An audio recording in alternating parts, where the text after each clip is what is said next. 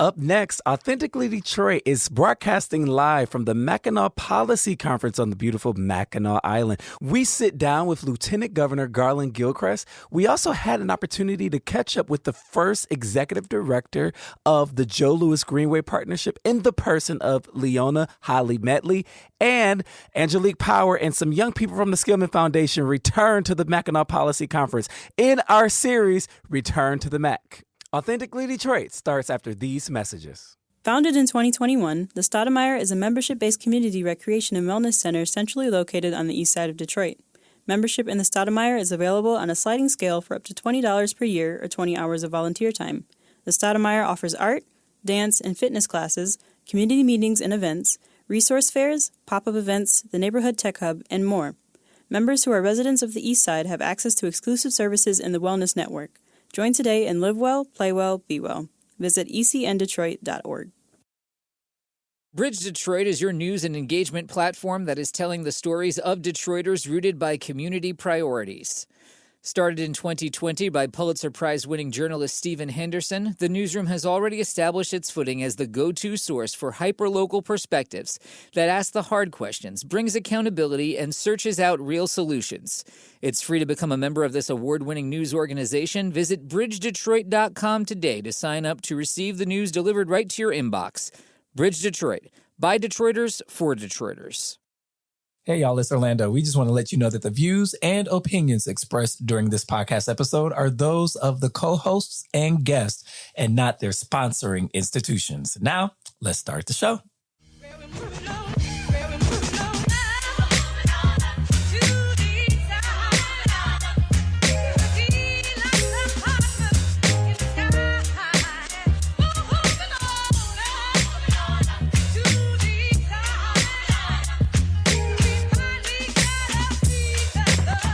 All right, welcome to Authentically Detroit, broadcasting live from the Grand Hotel at the Mackinac Policy Conference. I am sitting with Lieutenant Governor Garland Gilchrist. How is this morning finding you, sir? It's great. I mean, I'm looking out the window. The weather's beautiful. I've been to this conference 4 times, and it's never looked like this. I know, right? It's hot outside. It's never been this hot outside. So it's great. What are you on, interview number 7 for this morning? I've done a few. Let's get right into it. I want to get right into it because I know I only have you for a couple of minutes. So the unemployment rate for black folks, that just came out. The numbers just came out, and we're looking at 20-year lows. What has the administration been doing, and how does it plan to keep that momentum going? So first of all, I'm proud that is our reality today, that we are actually seeing as close as we've ever been to parity when it comes to black unemployment and unemployment for white folks in Detroit or in Michigan.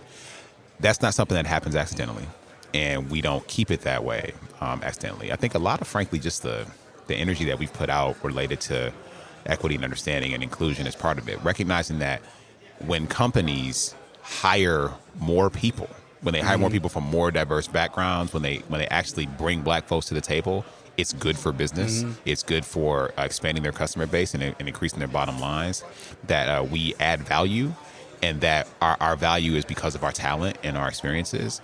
That has led to, I think, people recognizing that in a moment when people say that talent is the number one thing they need, well, they need to look at everybody for talent. Yeah. And so we look at black people for talent. Of course. I mean, and so we've encouraged that. We've encouraged that. Our administration's been unapologetic about recognizing that when we need to deal with inequities that are, rooted in racism against black folks, that we can address that head on, and it will lead to better outcomes in health, better outcomes in wealth creation, and all those things. So we're going to continue to double down on that, and I want this to be a place where talented black folks realize they can get a job. I love it. Let's talk about, since we're talking about talented black folks, it seems like we're having a problem keeping some of them here. So recently in the news, population growth seems to be a real challenge for the state, and specifically the city of Detroit. How can Michigan compete if we keep losing our residents and failing to attract and retain new residents? And how are you guys thinking about addressing this population crisis? Look, this is my personal story, okay? Like, I spent the first half of my childhood on the east side of Detroit. The second half of my childhood... East side. He got to throw that in there for brownie points. We here, I'll right? be nice, Lieutenant Governor. Look, I tell the truth, right? The second half of my childhood on the northwest suburbs. Went to Michigan engineering. And then I left the state for 9 years before I came home. Now, I came home because I wanted to build my family and future, and Michigan always wanted to do that. And so came home. I live on the west side now. And you know that. We'll talk about that. But first and foremost, the state of Michigan and the city of Detroit, we have to make sure that we keep people. And so that means making sure that people who are, say they're starting their families, we have to invest in the education system they can have confidence in. And I'm saying that as a person with 2 kids in Detroit public schools right now, and my third is entering Detroit public schools in the fall. This is not a theoretical exercise. We've put more money into K-12 public education in the city and in the state than any administration ever has. For 4 years in a row, this is about to be the 5th. And we're dealing with some of the barriers that kids have to success. Being hungry at school is a problem for too many of our children who are fighting persistent poverty. And so when this budget is finished, you're going to see free breakfast and free lunch for every child in the Michigan schools. When it comes to college affordability, one of the reasons that people move out, we started the Michigan Achievement Scholarship that 4 out of 5 graduating high school seniors are eligible for. That's going to say that 2 out of 3 entering freshmen in the fall can be able to go to college tuition free in the state of Michigan because of that scholarship that we started last October. We are making it so that more people can go to community college for free. Everybody already 25 and up is eligible to go to community college for free to be able to get the kind of skills we need for a job today. We are looking to lower the eligibility age for that to 21. That's going to open up for 300,000 more people. Okay. These kinds of pathways to success, pathways to entrepreneurship, things like the Michigan Economic Opportunity Fund that I spearheaded that has put forward money for a $10 million fund, money for black entrepreneurs of color, women, people with disabilities. But you're only eligible for it if you couldn't get a bank loan previously because the banking system may have discriminated against you. But you can get money from this fund from the state of Michigan. So this is about people seeing if you want to go to school, there's a path there for it. If you want to start a business, there's a path for us to support you. And I think that's what people want from the city, and people are hungry. What's so new, though, about this population conversation? I mean, we've been having this conversation and dealing with population decline. I mean, since I started my career in the early 2010s, I mean, what's different now? I don't think that the conversation is new, but what the opportunity is, I don't think we've seen alignment at the state level around this needs to be our number one priority. Gotcha. And so that is what the governor and I are marshaling here. And we're frankly proud that everybody done caught up and got on board. That the fact that we need to be focused on this problem. And again, it's my story. So I feel this in a very visceral way, that this is something that we can deal with and can address and make Michigan the best place for people to be their best. We can do that. Let's bring it down to southeastern Michigan. I want to talk a little bit about Highland Park. Highland Park has been in the news a lot lately with their economic crisis looming and the water crisis, the water bill crisis that they can't pay. How is the administration looking and dealing with the situation in Highland Park? I mean, are you guys paying attention to it? What are you guys thinking? I mean, paying really close attention to it. Look, the issues between Highland Park and the Great Lakes Water Authority are urgent. What's most urgent and what we care about and what our priority is, and however that shakes out between those two entities, is that this was not any resident's fault. This was not anybody who is a water customer's fault. So therefore, the burden to deal with whatever debts between these two entities should not fall on the 8,900 residents of the city of Highland Park. Yeah. And so people need to afford water, be able to afford access to clean, healthy, safe water. The governor and I have prioritized making that real in communities across the state of Michigan. We ended water shutoffs during the pandemic. We replaced every lead service line in Benton Harbor. We're doing so to make progress to finish the job in Flint. So this is important to us to make sure that people have access to water and that they are not burdened by the mistakes of government entities and having to pay it. Yeah, to be continued, right? For sure. My last question is around the Michigan Department of Corrections. I would like to hear from you what your view is on the state of the Michigan Department of Corrections and essentially mass incarceration overall. When we look at black population in the state of Michigan, we're about, 14%. And we know that we are about 51% around that area in the prison population. So we're overrepresented there. Talk about the state of the MDOC toward transparency and increasing visibility and mass incarceration overall. So as you know, I've been our administration's lead on reforming our criminal legal system. And that's about, one, having people have less contact with the system in the first place. Two, if people are in the system, to be treated with dignity and humanity. And then 3, that the system actually positions people for success and opportunity once they are finished with that system. And so that's led to the reforms I've led on our jail system. I'll come to the prison system in a minute. But, I led a task force on jail and pretrial incarceration that led to doing things like driver's license restoration, because half the people in Michigan were in jail because of, unpaid fees for driver's license infractions. But then they were in jail for driver's license issues, didn't have to do with how they drove. We reclassified sentences so that police had the discretion to not arrest people and take them to jail, but they could actually give them a citation to never have you get incarcerated in the first place, because one night in jail can ruin a life and ruin a family. Yeah. And so those reforms that have taken shape. We also have done things like the Clean Slate Automatic Criminal Record Expungement Program, the most progressive, inclusive, and expansive program of its kind in the country, that has made, that will make 1 million people job eligible in the next 10 years, or housing eligible, or reunite families. So that's progress. Now, on the NDOC front, look, we have closed multiple prisons in the state of Michigan since we have been in office. That is because we don't need to warehouse more people. Now, we are always making strides every day to make sure that the department is more responsive to residents, more responsive to families who want to see their people, who want to be able to communicate with their loved ones and want to see their loved ones come home. And when they come home, want to see them positioned with job training. I started the Last Mile program in Jackson that's teaching people how to code when they're on their way out. And we place people literally at Google to become programmers after they've come out of NDOC. So I think there's more work to do for sure. We are on track to close more correctional facilities, but we don't need more of them. And I think that's an indication of where we want to go. Lieutenant Governor Garland Gilchrist, thank you so much for coming on the podcast, sir. Always good to be with you, sir. Always. It's Authentically Detroit, and I am sitting with a friend to the show, even though this is her first time on, Leona Medley, the president, CEO, or the executive director of the Joe Louis Greenway Partnership. Yes. Leona, welcome to Authentically Detroit. Thank you, Orlando. I'm so glad to be here with you, my friend. It's awesome to see you. How's the day finding you? I am recharging right now. Yeah. So this is my first time at the conference, and it's a lot on my social media. This is your first time here. It is. I didn't realize this was here. your first time here. So let's talk about that. Let's talk about, first off, the theme is the power of and. I would love to get your interpretation of that. But before I get your interpretation of it, tell me how your body is feeling. Being here, had to get here by ferry. A lot of powerful people in every single room, and this is your first time here. Give me your gut response. How you feeling? My gut response is, I am enough, right? And so I have just kind of grounded myself in that space. You've had to reaffirm yourself while here. Yeah. Why? I think it is a space that, as a Black woman, I'm well into my 40s. It's my first time here in this amazing new role, running this wonderful organization that's going to do some great things here in the city.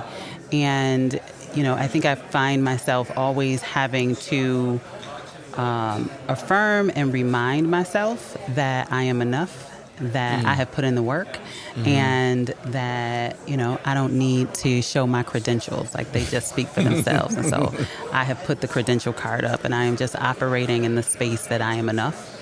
And it's working. Being in this kind of space has brought up that kind of feeling for you where you've needed to ground yourself and affirming yourself that you are enough and your enoughness. Yeah. Okay. Yeah. Okay.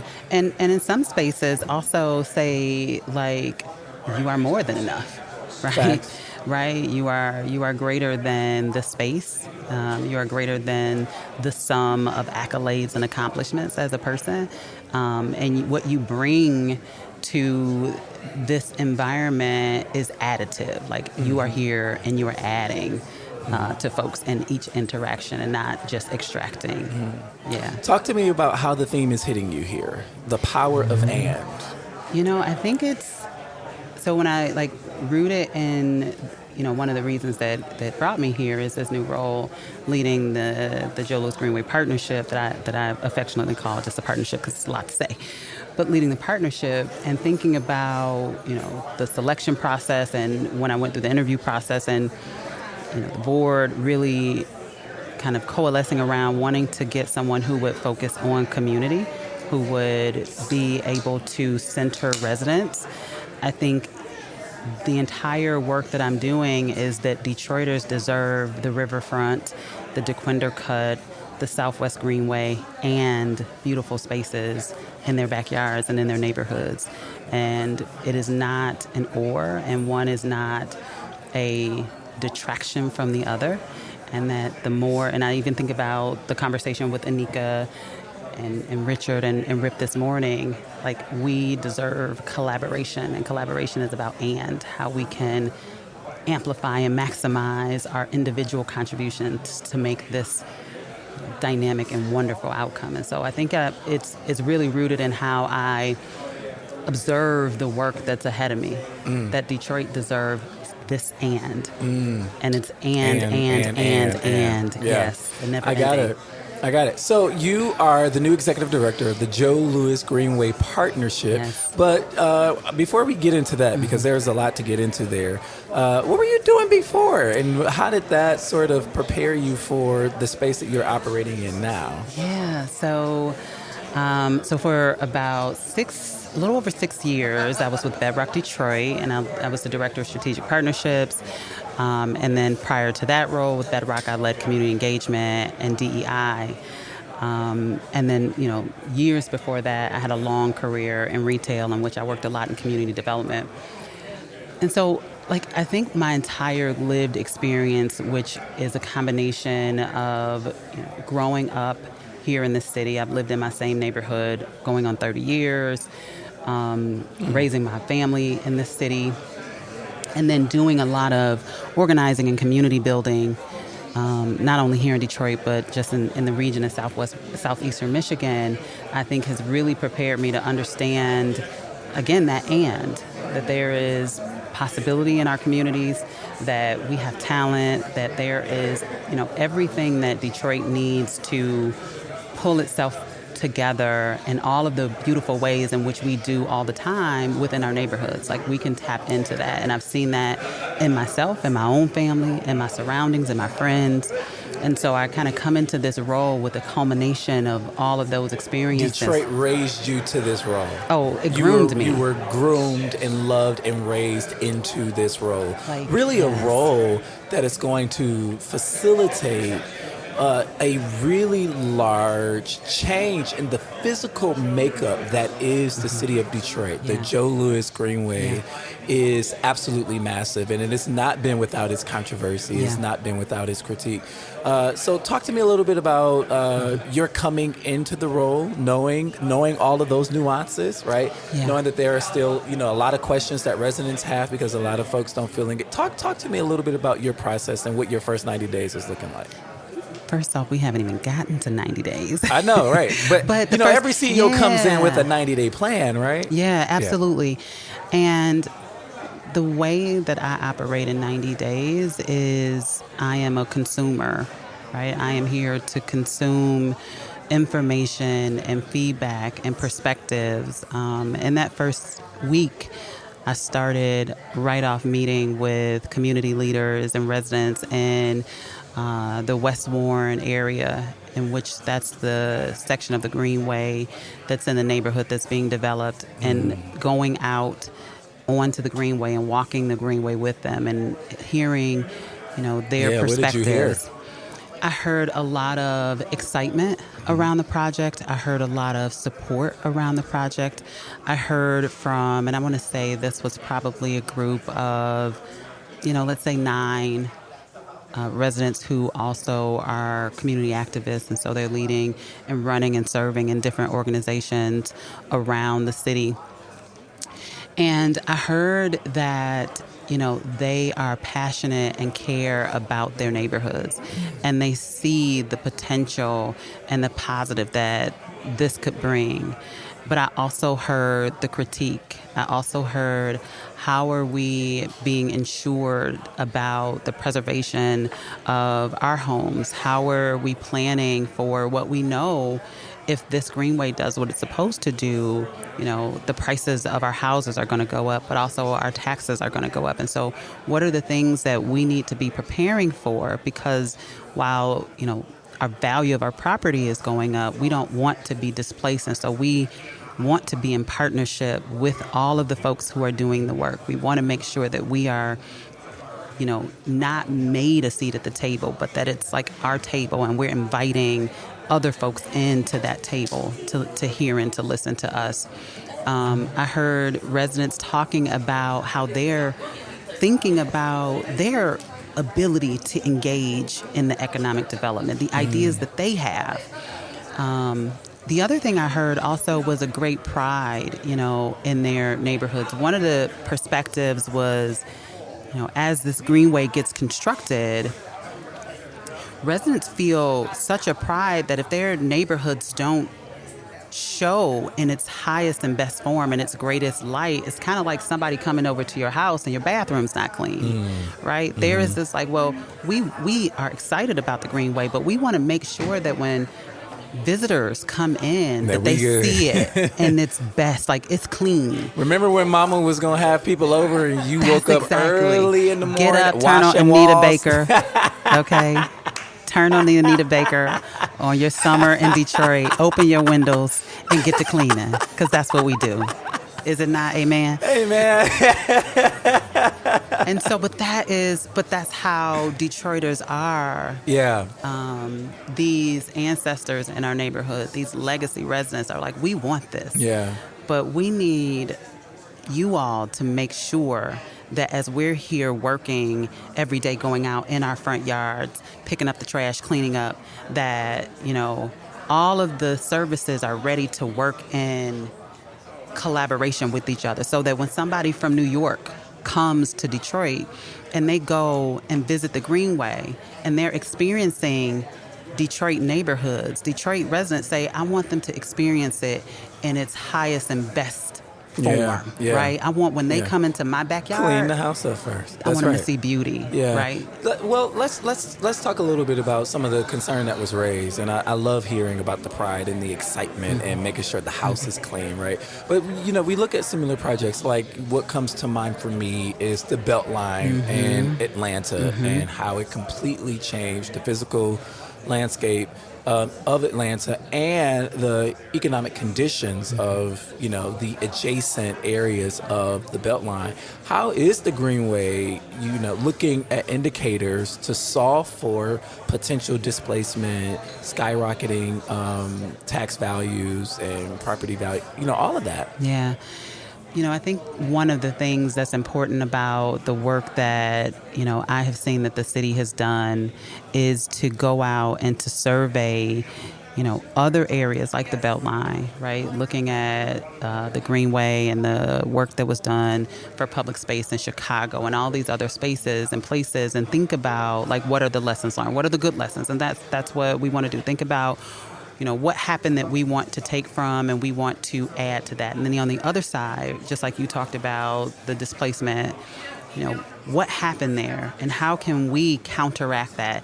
And so some of the things I think that are really thoughtful and will help us along the way are the conversations around, preserving some of the affordability, right? So thinking about affordability in the neighborhood, thinking about land acquisition strategy, right? So how do we think about the parcels that are there and begin to say who comes in, whether it's city, whether it's some of our partners in the economic and community development ecosystem, to begin to think about what does a land acquisition strategy look like so that we can ensure that speculators and outside folks don't come in and develop our neighborhoods in such a way that when we talk about the displacement, for me, displacement starts psychologically before it starts physically, right?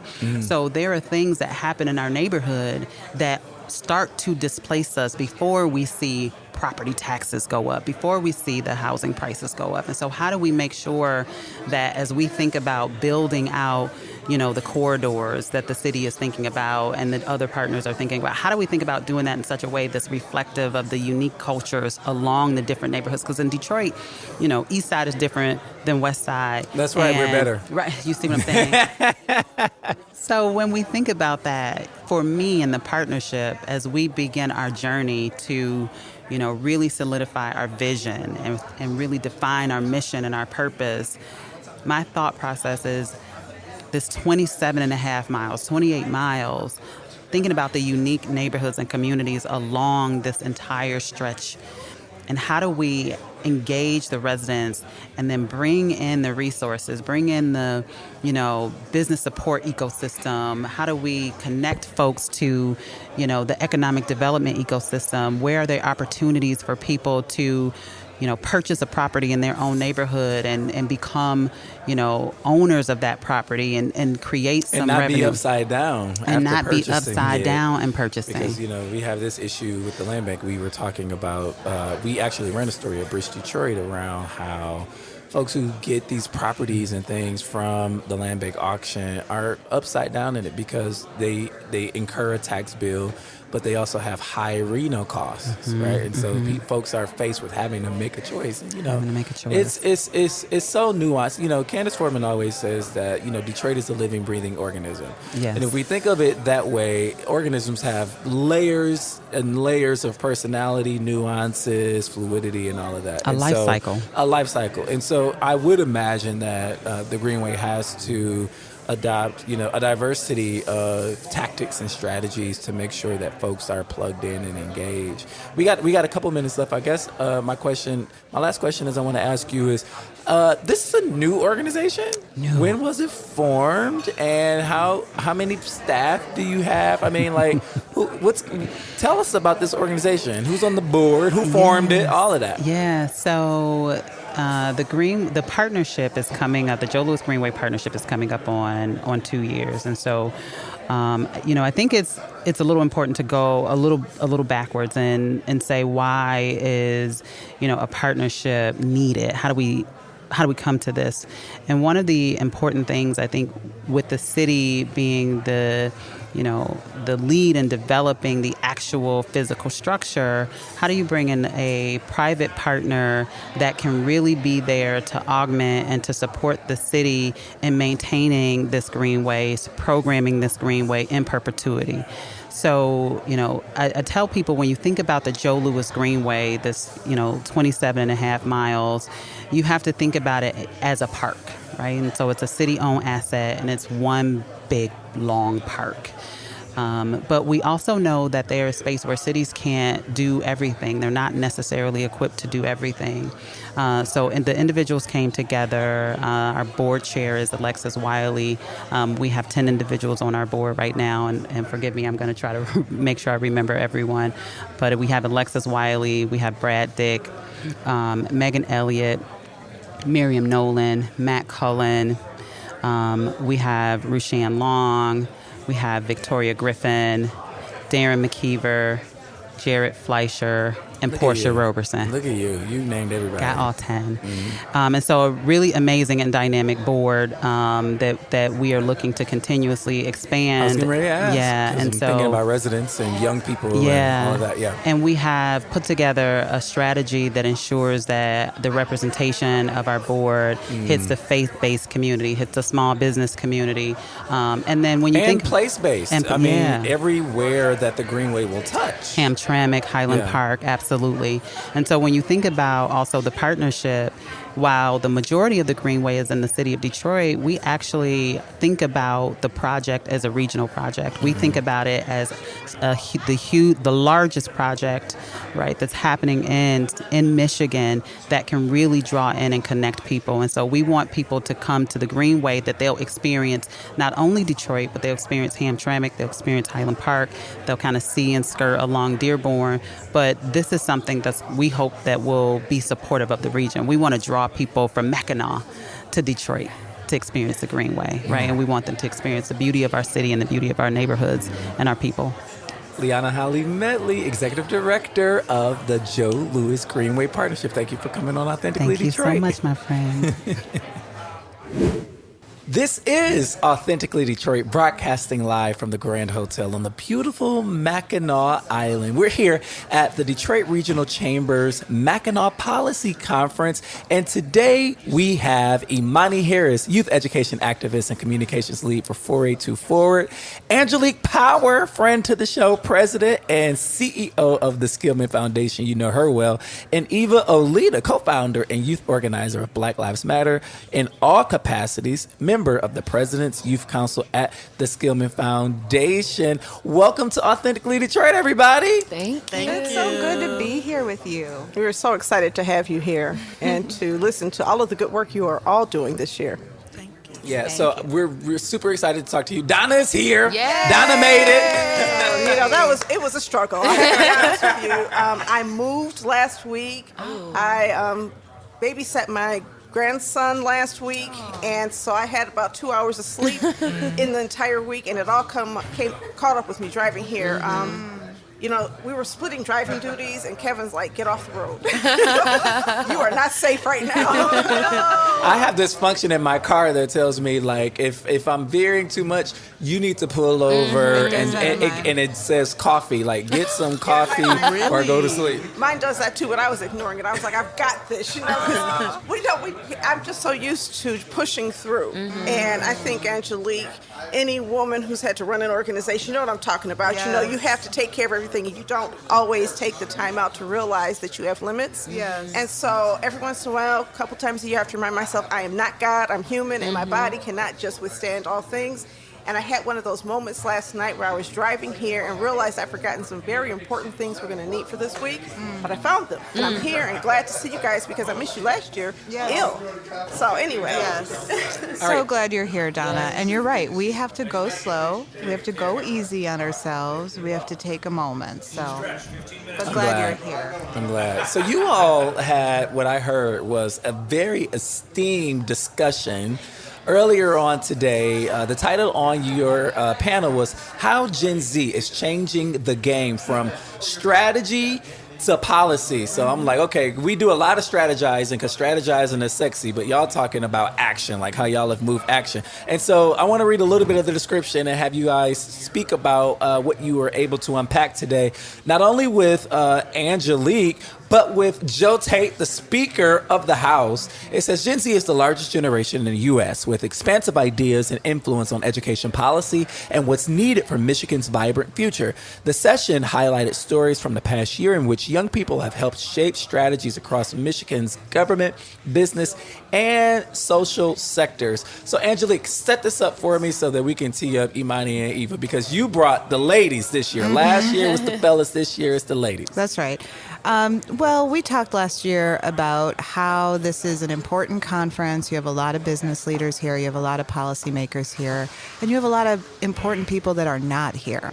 And that often what we're doing is we're talking about policy that impacts people that need to be in the room to help shape and design it. So this is the second year that we've brought some of these brilliant young people with them. Last year, our panelists were the youngest in the history of the Mackinac Policy Conference, and they were all young men. And this year we brought brilliant young women as well. What we did on the stage last year was also issue a challenge where we said, Gen Z doesn't want to, have a piece of a pie. They want market share in the bakery, right? And so how do you, organization, Pistons, you, City of Detroit, you, State of Michigan, how do you actually invite Gen Z in to design with you, not react after something is designed? And so we issued this challenge. Jeremiah Steen, who is the youngest, just became a trustee of Skillman. He's the youngest trustee in our history. He's 22. He actually facilitated a lot of these conversations, and Gen Zers went to organizations across Detroit this last year, spent time with them. We shot a video. We showed it during the session. This year, we wanted to come and talk policy. There are youth organizers all over Michigan. They are really concerned. We just did a scan on all the youth organizers with the Funders Collaborative for Youth Organizing. These two brilliant young women who you'll hear from shortly, who were on the panel, they also were advisors on that scan. And that scan will help Skillman develop whatever grant-making program we will do to support youth power. But it also informed us on what young people care about. They care about racial justice, they care about education, and they care about health. And so we wanted to have a panel with Speaker Tate where we could talk about the intersection between those who have power, young people and legislators, and have ideas about policy, and where do they meet and how do they work together in the future?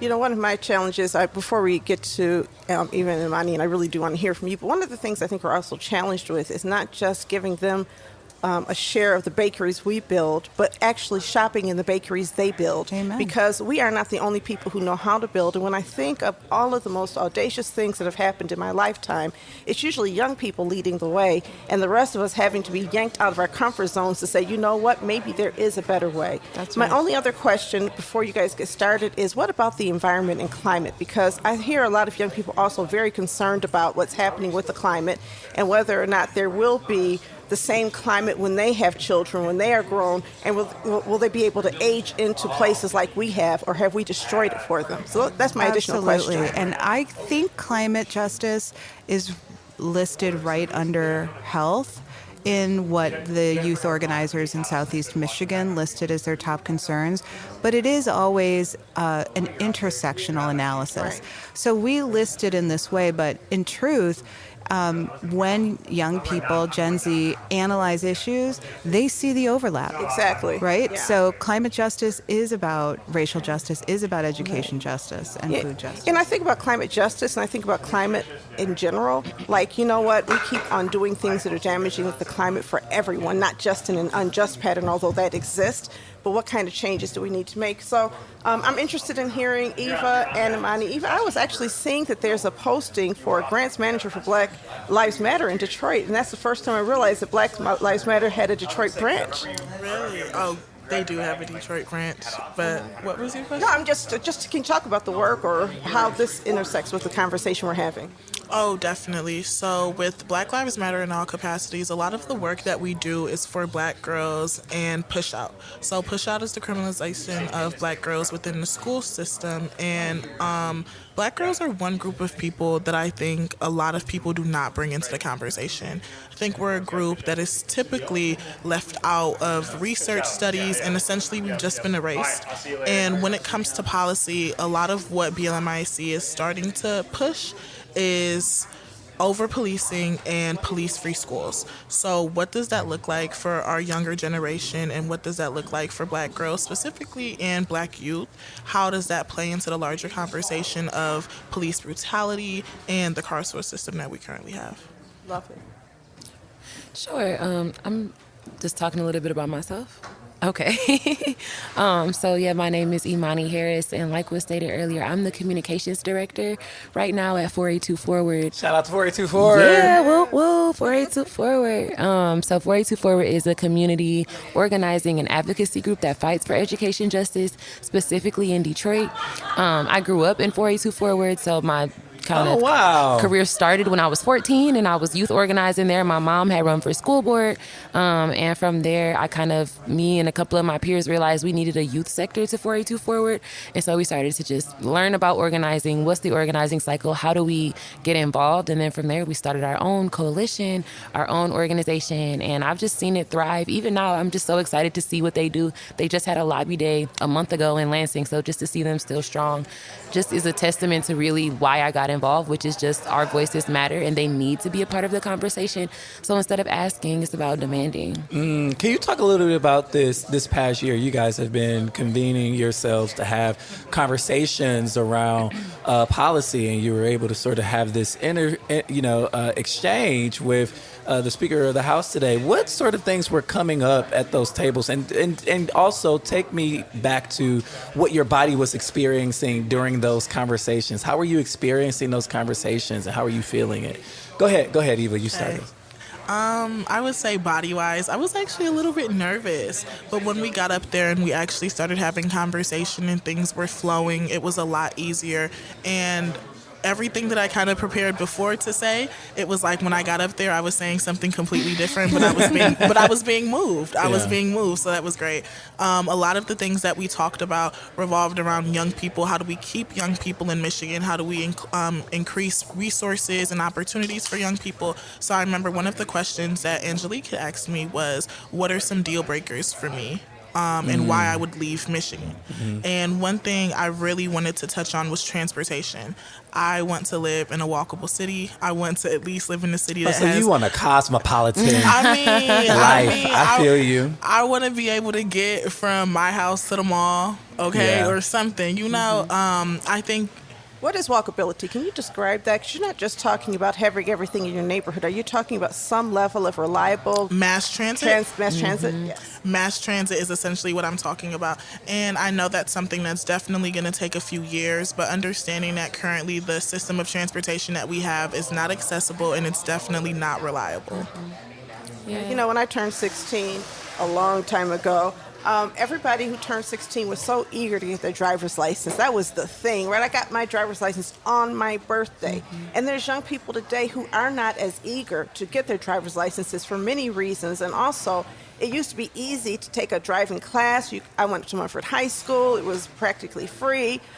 Taking the test was easy. Now I feel like there's barriers, and a lot of young people don't wish to drive personal vehicles. Is that true? I definitely feel like that's true. I think one thing, when you talked about climate change, I think people are thinking about just how cars contribute to climate change. And in the Motor City, like we talk about, I think our youth are thinking about how we contribute even more being a city like that. And so I definitely see more carpooling, but I also think it's about accessibility. Cars are really expensive right now. They are so expensive. Insurance is so high in Detroit. Gas is high. And so I think it's also just the realistic thing about... I'm trying to tell you. It's all... I want to ask you guys about this population question. I want you all to expand on it because right now we are having these conversations about population. We have them around every census, and what we find out is Michigan and the city of Detroit, respectively, continue to lose population. And so when you guys grow up, you graduate college or trade school, whatever it is that you choose to do, why are your friends leaving? Why aren't people staying? You talked about lack of mass transit. Imani, what's the deal breaker for you? You know, it's so crazy. I talked about it yesterday. I didn't leave. I came back. I went to school at Northwestern. I went to Chicago. I moved to California for a year, and I hated it. Okay, so you went to the best school for journalism and communications. I did. And I still came home because I thought it was important for me to bring my skill set home. I think the reason people stay, which I will speak to, I don't have much to say about why people leave, but why people stay is the community and the opportunities that I think afford themselves when you really dig deep into your roots and have those connections in Detroit. Speaking of affording, I was listening to the mayor talk about how the city is responding to population loss. They talked about all of this buildup of downtown and these new apartments, but it seems as though Detroit is no longer affordable if you want to live well and comfortably for people who don't make a certain amount of money. Do you think that's true? I think I have seen that, as well as sometimes the resources, right, for people who cannot afford. Sometimes they're hard to grasp because I think Angelique talked about this middle class. So sometimes when you're in the middle class, it's harder to use the resources that might seem accessible. So like specifically renting, right now I'm renting my apartment at almost $1,200 a month. It's a 1-bedroom. But then if you think about a house, right, you could rent a house for that. But do I make enough money? Do I make 3.5 times the rent? Do I have good credit? And so all those things that are not just affordability, but also just accessibility to understanding processes, understanding how to go about things. I think we talked about being young in school. We don't learn how to apply for things. We don't learn how to keep our credit good. We don't learn any of that. We just learn by trial and error. And so really investing in teaching us these processes as well. Yeah, I think, when you talk about a 1-bedroom for $1,200, a person who makes what the city considers to be an affordable income might be able to afford that. It'll be a stretch, right?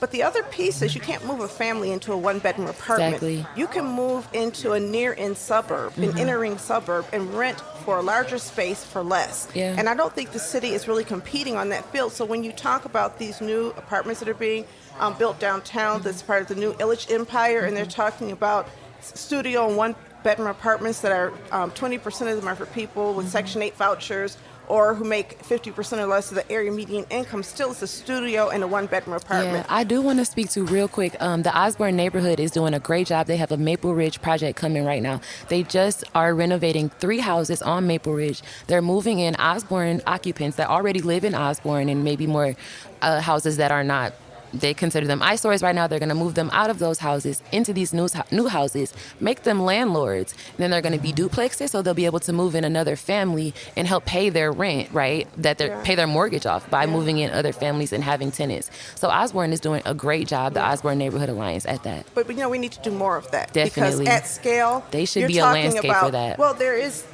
21 organizations that are part of the oh my goodness, the Kresge. Well, it's the 21 community development organizations working in 21 neighborhoods basically in the city of Detroit, many of whom have capacity to do things at some small scale. 3 houses, we lose more than 3 families a day. We need to bring it to scale. When you look at the amount of subsidy and investment that goes into downtown, they're not building 3 houses at a time. And I think it's important that we scale up these models and prioritize the work of nonprofit community developers, because we don't do it for profit, we do it for mission. Can I just stay on the families point? And this is a lot of what we were talking about this morning in terms of policy. We have to talk about the schools. And so affordable housing is really important, but until we pour a heck of a lot more investment into Detroit schools, we're not going to sustain people either. And so we're looking at the Michigan Senate put out a 6% proposed increase in the foundation per pupil allowance, which is $9,700, which they are proud of. They're touting because it is historic. And they've said that they could add a little bit more on top. But what you'll hear people at 482 Forward talk about, as well as business leaders of Michigan, is this weighted funding formula. And so the governor is going to make some big announcements tomorrow around education, around population and workforce. We're really hoping to see whatever that is, whether that is a group of people that will be working on these issues for a short period of time or something like that. We're really hoping that we can this year put forth something that will outlast this administration that really is looking at weighted funding formula for schools. Yeah, we need to look at that. 20 years ago, we had something called neighborhood schools in Detroit. Right. And people could walk to school from where they lived. That's and right. Many of those neighborhood schools closed down. Yep. And when you close down a neighborhood school, public school, we lost population in all of the neighborhoods where schools were shut down. People left the city because people weren't necessarily going to go to this reassigned school. Yeah. I think housing and schooling play such a big role. When we start talking about attendance, we have so many people who are living in unstable housing, couch surfing with family members or going from place to place because they can't stay, and their children's attendance and school continuity suffer. So I think it's really about building up the neighborhoods with the schools and the housing in them to make sure that you get those quality of life factors that you get when you move to the suburbs, where they have schools inside the neighborhoods where the people live. And a part of that is figuring out additional revenue that can go into the school aid budget. So I'm really curious about all the things that are being talked about here, whether it's the land value, split tax, which I'm sure you guys are talking about. The mayor's getting ready to do something. Talk about on that in later. a few minutes. Yeah. Whether it's like shifting the population growth. I'm really interested in how we can pour into schools. I think I agree with schools. Again, I agree with neighborhoods because children who are not housed are less likely to be successful in school, regardless of the quality of the school. Right. Being unhoused is a real having housing instability is a real threat. We have a downtown development authority that is diverting tax money at the rate where, I think we're giving $26 million in diverted taxes to the Illiches for some projects or some amount of, I don't remember the exact amount. And the paper states very specifically now that these are dollars that would go to the downtown development authority because all of those new tax dollars that are generated in the downtown property taxes are captured in the downtown development authority and cannot be spent in neighborhoods. Simply by disestablishing a downtown development authority and saying you can't capture our taxes anymore, that would be one way to have more money going into neighborhoods and schools, wouldn't it? And also when you look at some of these projects that are getting funded, when you have the transformational brownfield tax credits, isn't a portion of that money coming from the school aid fund and the library fund? And so I think we have to also look at the way we're subsidizing downtown developments and wealthy initiatives when we start looking at policy. I think that an unpacking of the school aid fund and where the dollars are going is extremely important. How do we have the revenue and how do we generate more? Because I think that it's actually only declined And so I'm curious about that. Those are the questions that I always ask when we talk about shifting property tax and land tax and, what goes into the school aid fund. One of the things that happened is when so many schools became charter schools, the teachers no longer contributed to the pension fund. Yeah. And the state is now having to prop up the pension fund to keep it from failing because we have more retirees